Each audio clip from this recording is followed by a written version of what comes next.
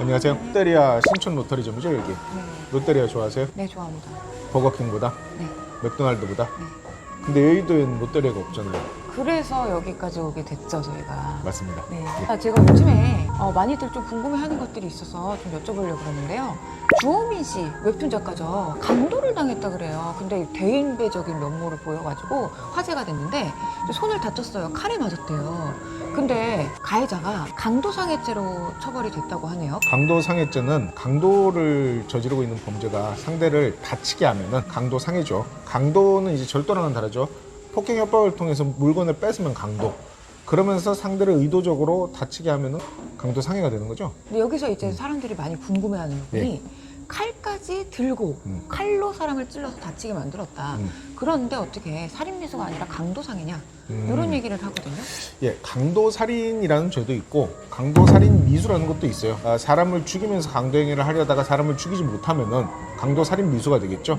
네티즌들이 궁금해하는 거는 칼을 들었는데 왜 상해냐, 살인이 아니고 안 죽었어도 칼로 사람 찔러 죽이려니까 살인미수 아니냐, 이게 쟁점이 맞나요? 네, 맞아요.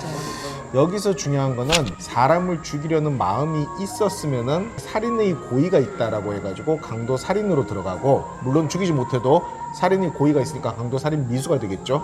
다만 상대를 다치게 하는 방식으로 제압을 해서 돈을 뺏으려고 했으면은 강도 상해가 되는 거죠. 한 가지 궁금증. 죽이려고 했는지 안 했는지 그거 사람 마음속에 있는데 이 고의를 어떻게 그렇죠. 사실 고의라는 건 주관적 구성 요건이라고 해가지고 눈으로 보이는 건 아니에요. 하지만 사건을 수사하는 검사와 판사가 여러 가지를 종합적으로 고려를 해서 과연 이 사람이 사람을 죽이려고까지 했냐, 아니면은 죽이려고까지 한 거는 아니냐를 판단하게 됩니다.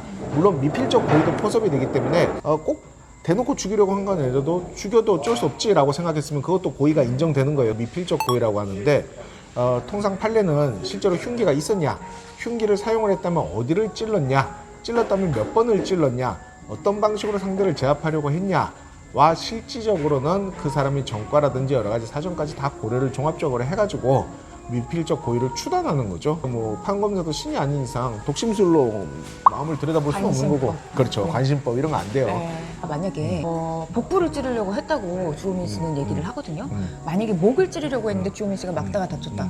요거는 강도살인 미수가 성립했을 가능성이 높죠. 복부도 사실은 장기가 들어있는 매우 중요한 부위라서 다리나 팔이 아닌 이상 복부를 대놓고 찌르려고 했다라는 게 확실히 드러난다면 강도살인 미수로 처벌될 수도 있었을 거예요. 다만 정황을 고려했을 때 검사 판사가 판단하기 나름이죠. 주호민 씨가 혹시 그 사람 처벌 안 받게 좀 도와달라, 애 아빠다 이러면서 오히려 선처를 요구를 하고 했다는데 그런 점이 좀 반영됐을 수도 있을까요? 실제로는 아마 그런 점이 반영됐을 것 같아요. 왜냐면은 강도살인 미수는 강도상해보다도 법정형이 더 중하기 때문에 아무리 피해자가 선처를 원한다 하더라도 이거 반의사불벌이나 친고죄도 아니라서 어차피 검사나 판사는 처벌할 수밖에 없는데, 피해자가 처벌을 원치 않는다라고 했을 때 검사가 실제 법리에 딱 맞춰서 죄명을 결정해서 기소하는 것보다는 한 단계 낮은 죄명으로 기소를 하는 것도 통상적으로 있을 수 있는 일이기 때문에 아마 주호민 씨가 처벌 불원의 의사를 밝혀가지고 죄명 자체가 강도살인 쪽이 아니라 강도상해 쪽으로 간 게 아닌가, 이렇게 생각이 되기도 합니다. 주호민 씨가 정말 대인배라서 이제 앞으로 잘 사셨으면 좋겠네요.